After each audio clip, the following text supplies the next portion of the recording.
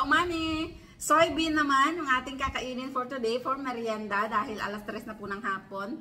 At ito ang Thai soybean na ibinibenta nilang ganito. Ayan, buo-buo pa at isang tali. Nakatali po siya.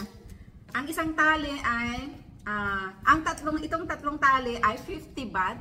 Pwede na dahil marami na, nakakabusog. At usually, binibenta po nila ito sa mga morning market ng mga matatanda. Ini-steam nila at nilalagyan ng asin. Napakasarap. Oh! Nalaglag yung mga buto ulit. Ang sarap ka-umami. Itong balat niya ay manipis lang at mabalbon. Para po siyang bunga ng kadyos o yung tinatawag natin sa Ilocano na kardis. Ayan o, ka-umami.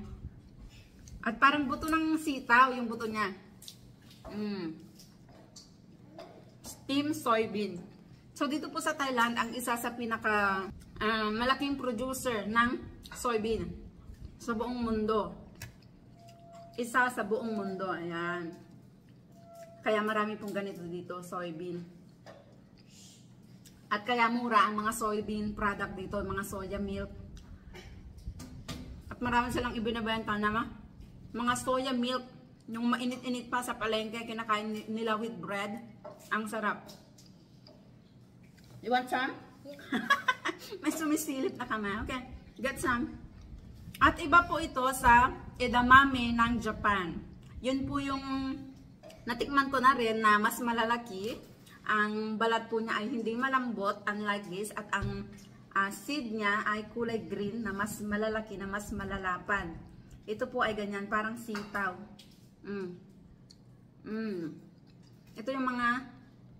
Ito yung soybean na ginagamit talaga sa mga soya milk. You want me to do it for you?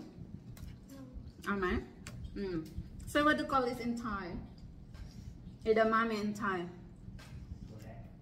Tuale.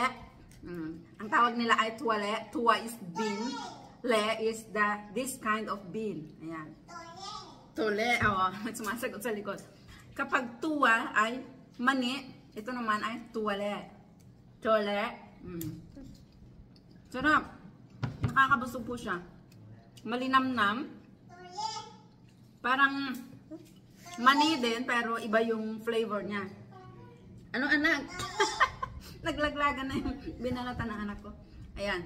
Let's show them closer. Baka hindi pa po, baka meron po ilan sa atin ang hindi pa familiar sa soybean. So, ito po ang soybean ng, wow, nice.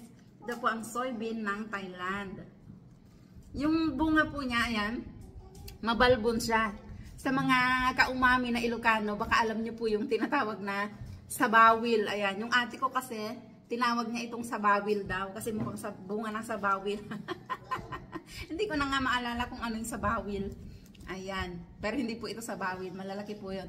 Hindi ko ma-focus. Wait lang. Ayan. Mabalbon po siya. Diba? Ayan, no? Soybean of Thailand. Mukhang sitaw lang, no?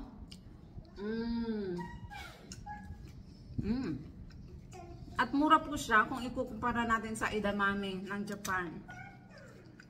Ang nakatikim na ako doon, yung nabibili namin na frozen sa 7-Eleven o kaya sa mga Japanese restaurant buffet. May mga side dish sila, mga edamame. Masa? Sarap.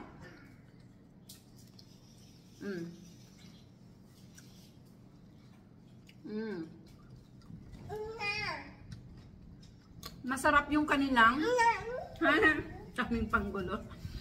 Wala po kasing pasok. Masarap yung kanilang the soy milk from market. They made from this. Try my daddy? Maybe. Oh, maybe. You're not sure. Hindi siya sure. So, mas sure pala ako. Iyon po, ito po yung soybean na ginagawa nila. Yung nabibili na mga kung yung mga kaumami na nandito sa Thailand, kung nakatikim na po kayo yung soy milk na ibinibenta sa palengke. Kung sa Pilipinas ay merong taho, dito naman sa Thailand ay merong soy milk na pinaparesan nila ng bread na napakasarap kapag mainit-init pa. Pasensya na po sa may ubo. Masarap po siya. Diba?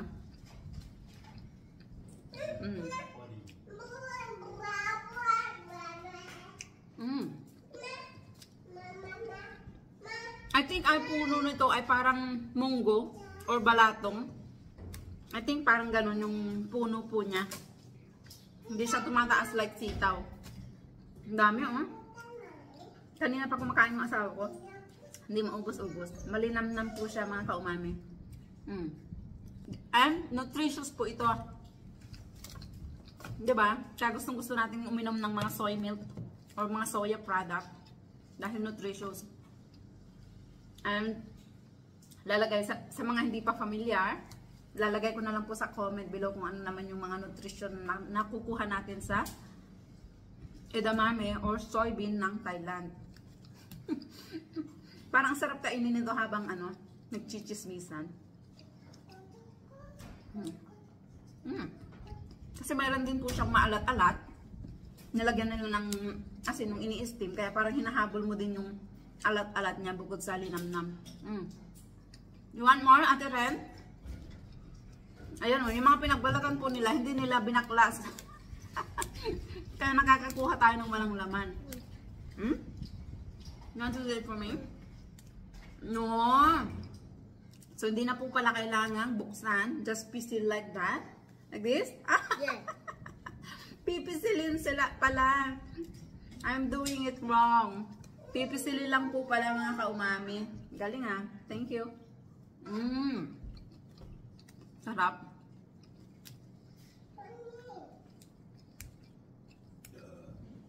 So, dyan po ba sa atin, mga kaumami sa Pilipinas, meron din po ba tayong soybean?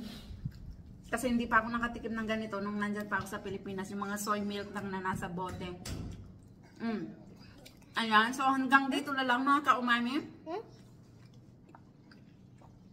Kung nagustuhan nyo po ang video, paki-share naman. At baka ikaw naman ang susunod na mapadalhan natin ng 1 kilo na pambili ng edamame. Ayan. Thank you for watching. Say bye. Bye. Tumakas. Ang sarap, malinamnam. Sa atin po ba meron ito? At kinakain po ba natin ng ganito na steam lang? Pa-comment naman, kaumami.